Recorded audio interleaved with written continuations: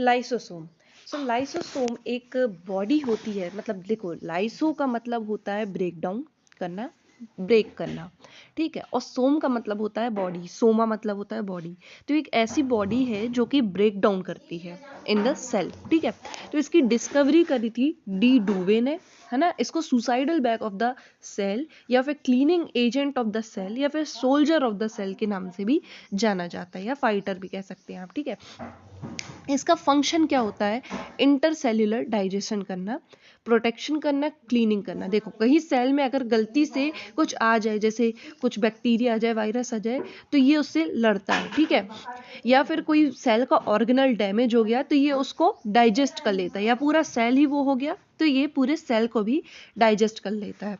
ये small bag like organelle होता है जो कि डाइजेस्टिव एंजाइम से भरा हुआ होता है। अब ये जो डाइजेस्टिव एंजाइम होते हैं, ये इसमें 20 से ज़्यादा डाइजेस्टिव एंजाइम्स होते हैं, और जो कि हाइड्रोलिटिक नेचर के एंजाइम्स होते हैं। हाइड्रोलिटिक एंजाइम मतलब वो जो कि ब्रेक डाउन में काम आते हैं, ब्रेक डाउन करने में काम आते हैं, ठीक है। इसका फेगोसाइटिक नेचर होता है। फेगोसाइटिक नेचर मतलब ये मारने, भक्षण के लिए बना रहता है, और ये सारे टाइप के हार्मफुल सब्सटेंसेस और डेड सेल ऑर्गेनल और पूरे सेल को भी क्लीन करते हैं, इसलिए इन्हें क्लीनिंग एजेंट कहा जाता है, ठीक है। समटाइम्स क्या करता है, लाइसोसोम जो है खुद ही बर्स्ट हो जाता है और खुद के ही सेल का लाइसिस कर देता है, जो कि हमने पढ़ चुका है, ठीक है। इसको ऑटोलाइसिस कहते हैं। Vacuoles are found in plant cells in large size, और एनिमल सेल्स में ये थोड़े साइज में कम रहते हैं। ऐसा क्यों? क्योंकि ये स्टोर करते हैं सेल सैप, मतलब सेल के रस को, ठीक है। तो प्लांट में जो है, देखो जैसे गर्मी का मौसम आ गया तो उन्हें पानी कहाँ से मिलेगा, इसलिए जब पानी की अवेलेबिलिटी ज़्यादा होती है तो ये ज़्यादा पानी स्टोर कर लेते हैं, ठीक है, और फिर लॉन्ग टर्म में प्लांट को फायदा देते हैं। ऐसे ही गर्मियों के मौसम में जब प्लांट को पानी नहीं मिलेगा तो वो मुरझा जाते हैं, आपने देखा है ना। तो ये मुरझाए ना और अपराइट पोजीशन में खड़े रहें, इसलिए इसके लिए भी क्या होता है, वैक्यूल्स मदद करते हैं प्लांट्स को, ठीक है।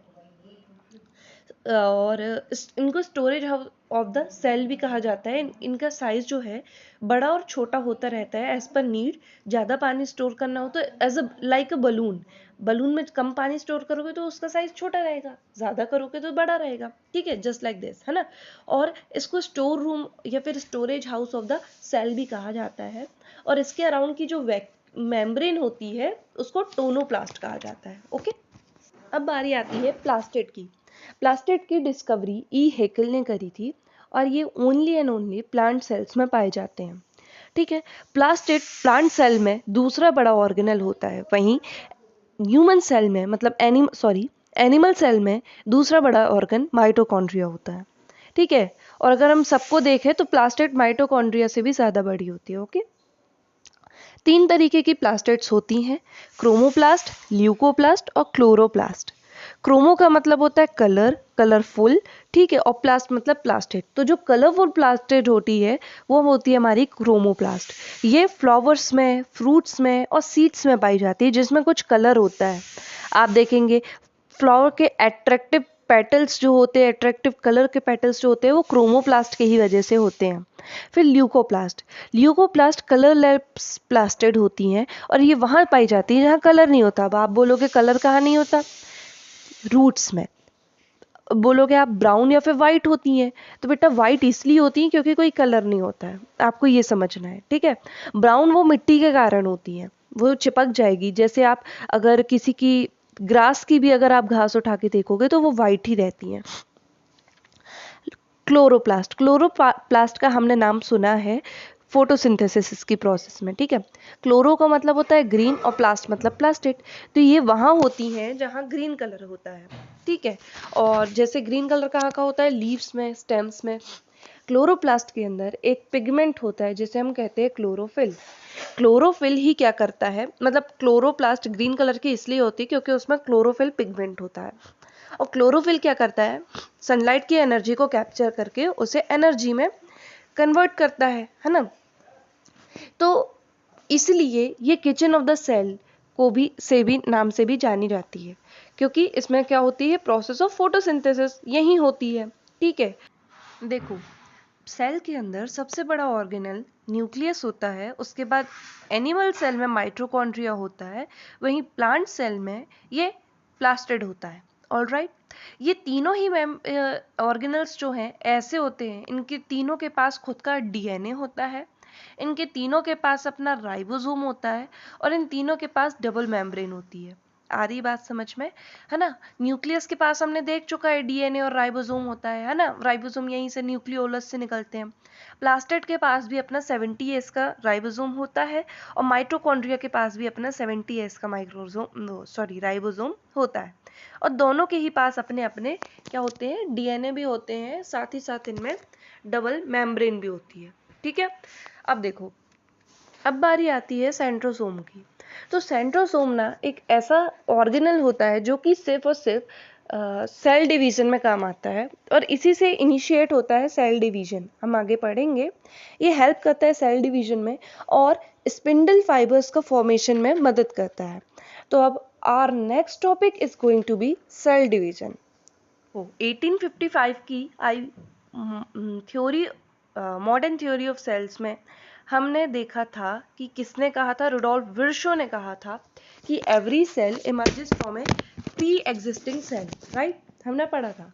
फिर इसको वॉर्टर फ्लेमिंग ने और आगे सेल डिवीजन में अच्छे से बताया।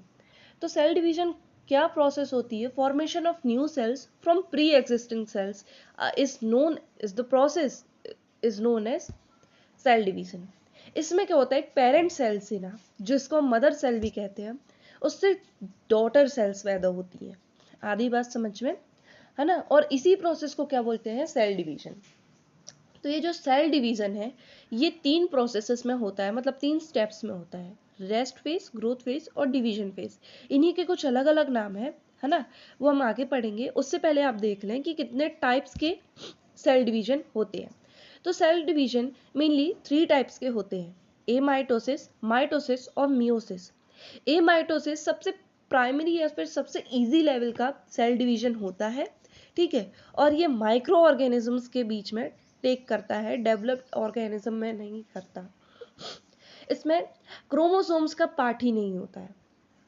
इसमें क्या होता है, जैसे अमीबा का मैं एग्जांपल देके आपको अच्छे से समझाऊंगी, ठीक है, जिनमें न्यूक्लियस नहीं हो, मतलब न्यूक्लियस हो भी सकता है और नहीं भी हो सकता है, लेकिन क्रोमोसोम्स तो बिल्कुल नहीं होते, ठीक है, जैसे बैक्टीरिया, अमीबा और पैरामीशियम। तो अभी हम अमीबा का देखने वाले हैं कि अमीबा में, तो देखो भैया, ये जो मैंने फर्स्ट वाला बनाया है, ये एक अमीबा का सेल है, ठीक है। तो अमीबा जो है वो सिंगुलर यूनिसेल्युलर होता है ना। तो अमीबा में पहले क्या होता है, कभी भी सेल डिवीजन में पहले क्या होता है, पहले न्यूक्लियस डिवाइड होता है, उसके बाद साइटोप्लाज्म डिवाइड होता है। तो आप भी देख रहे हैं, ये जो बीच वाला गोला है, ये पहले डिवाइड हो रहा है, पहले 2 बन रहा है, उसके बाद मतलब पहले बीच से ऐसा हो रहा है और फिर उसके बाद पूरा 2 बन रहा है, उसके बाद ये बटरफ्लाई टाइप का बन रहा है, और उसके बाद 2 अमीबा सेल्स बन रहे हैं, ठीक है। तो हम देख रहे हैं इस प्रोसेस को कि पहले न्यूक्लियस डिवाइड हो रहा है। तो न्यूक्लियस को हम क्या बोलते हैं, कैरियो। हमने यूकैरियोटिक और प्रोकैरियोटिक में कैरियो का मतलब समझा था, न्यूक्लियस, ठीक है। तो ये जो काइनेसिस का मतलब होता है डिवीजन, ठीक है। तो जब न्यूक्लियस का डिवीजन होता है उसको कहते हैं कैरियोकाइनेसिस, और जब साइटोप्लाज्म का डिवीजन होता है उसको हम बोलते हैं साइटोप्लाज्म, ठीक है। तो पहले किसी भी सेल डिवीजन में कैरियोकाइनेसिस होता है, देन उसके बाद साइटोकाइनेसिस होता है, ठीक है। अब हम पढ़ेंगे माइटोसिस क्या होता है और मियोसिस क्या होता है। तो देखो, माइटोसिस में क्या होता है, क्रोमोसोम इन्वॉल्व होते हैं माइटोसिस और मियोसिस में, ठीक है। ये डेवलप्ड में होते हैं, मतलब प्लांट सेल और एनिमल सेल में होते हैं, ठीक है। तो माइटोसिस में क्या होता है, इक्वल नंबर ऑफ क्रोमोसोम्स जो है पास होते हैं from the mother cell to daughter cell, ठीक है। Same number of chromosomes on mother cells and daughter cells, इसकी पहचान होती है।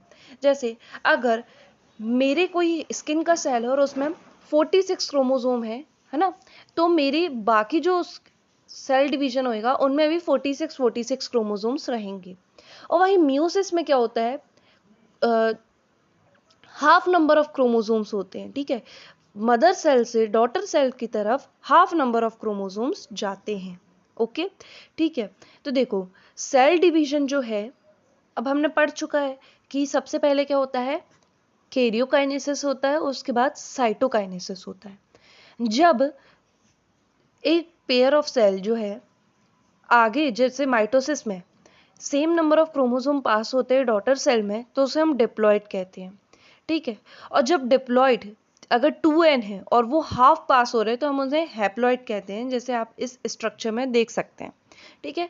अब हम पढ़ेंगे सेल साइकिल क्या होती है। इससे पहले आप ये जान लें कि माइटोसिस जो है हमारे बॉडी के हर पार्ट में होता है, एक्सेप्शन एक है इसकी, जो कि हमारे गैमीट सेल्स होते हैं।